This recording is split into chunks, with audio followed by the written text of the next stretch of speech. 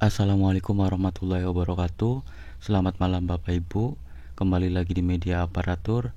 Di sini saya mau sharing terkait hasil webinar pada hari ini tanggal 12 bulan Februari 2025. Hasil webinar yang diadakan oleh BKN dengan Korpri ini dimaksudkan untuk Bapak Ibu yang sudah pensiun dan yang akan pensiun ke depannya. Jadi ini program-program pensiun yang nanti saya akan sampaikan dari beberapa hal ya yang disampaikan oleh BKN itu mengenai reformasi pendanaan pensiun. Nanti akan diarahkan seperti apa ke depannya, mengingat untuk undang-undang yang berlaku saat ini masih diterapkan ya sampai saat ini, tapi untuk kedepannya undang-undang ini kurang relevan karena mengingat untuk pendanaan pensiun itu masih dibebankan pada anggaran APBN. Tapi nanti seperti apa regulasinya atau skemanya nanti saya akan sharing eh, secara secara data ya yang telah ditampilkan di webinar. Nah, baik Bapak Ibu, di sini saya sudah menyiapkan beberapa bentuk slide share ya yang ada di Zoom meeting. Jadi untuk slide share yang ini referensinya langsung dari PKN juga yang menyampaikan. Jadi ada bentuk program nih untuk Bapak Ibu yang nantinya bakal pensiun dan kedepannya gitu ya. Ini menjadi opsi program dan opsi pendanaan pensiun. Jadi di sini ada dua opsi. Pertama itu program dari manfaat pasti dan iuran pasti. Nah, nanti saya akan bacakan ya Bapak Ibu. Untuk manfaat pasti ini Bapak Ibu kelebihannya untuk besaran manfaat pensiun sudah ditentukan di awal. Jadi Bapak Ibu nanti ketika pensiun itu sudah pasti ya di taspennya itu berapa persen atau nanti di usia berapa nanti Bapak Ibu akan mendapatkan sekian puluh juta atau sekian ratus juta gitu ya. Itu yang pertama untuk yang program manfaat pasti. Untuk yang keduanya, ini kekurangannya ya, risiko ditanggung oleh pemberi kerja. Artinya ketika semakin banyak usia pensiun di tahun depan atau tahun-tahun berikutnya, maka beban yang di beban yang akan ditanggung adalah dari APBN karena atau dari lembaga atau instansi daerah gitu ya. Karena di sini risiko ditanggung oleh pemberi kerja. Jadi siapa sih yang memberi kerja di tempat kerja Bapak Ibu? Misalnya Bapak Ibu SK-nya dari pemerintah kabupaten atau pemerintah provinsi atau misalnya dari pusat. Nah, itu adalah risiko dari masing-masing instansi ya di wilayah tertentu. Nah, itu adalah manfaat pasti. Kemudian ada program iuran pasti ya. Iuran pasti ini besarnya manfaat pensiun tergantung dari besarnya akumulasi iuran dan hasil pengembangannya. Ini dari pemahaman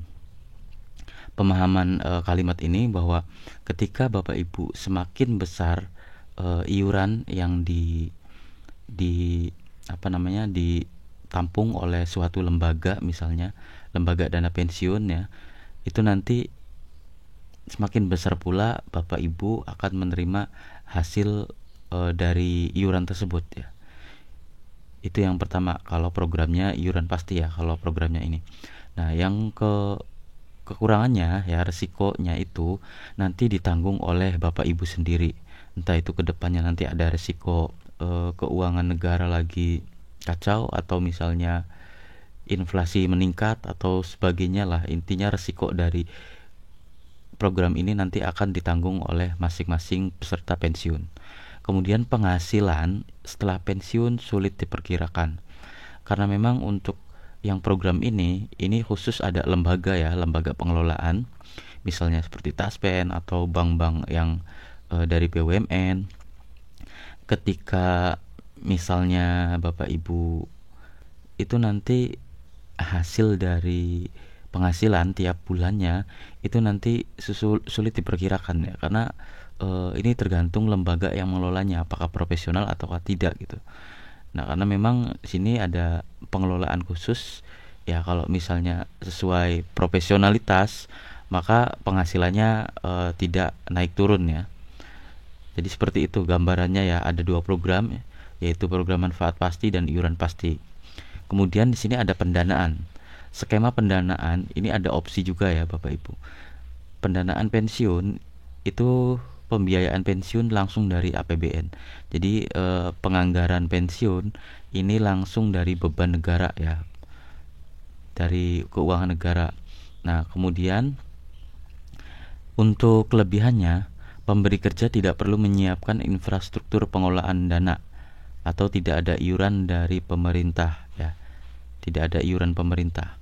Ini semuanya ditanggung oleh negara. Kemudian kekurangannya, pemberi kerja akan menanggung beban pensiun yang semakin besar seiring bertambahnya jumlah pensiun. Itu kekurangan dari kelebihan dan kekurangan dari pembiayaan pensiun langsung dari APBN. Ada opsi kedua Bapak Ibu. Opsi kedua itu pembiayaan pensiun dari pengelolaan. Keuntungannya, beban pemberi kerja akan menjadi lebih ringan apabila akumulasi iuran diinvestasikan dengan baik ya. Kemudian kekurangannya, pemberi kerja harus menyiapkan infrastruktur pengelolaan dana yang baik dan profesional, atau harus ada iuran dari pemerintah. Seperti itu Bapak Ibu.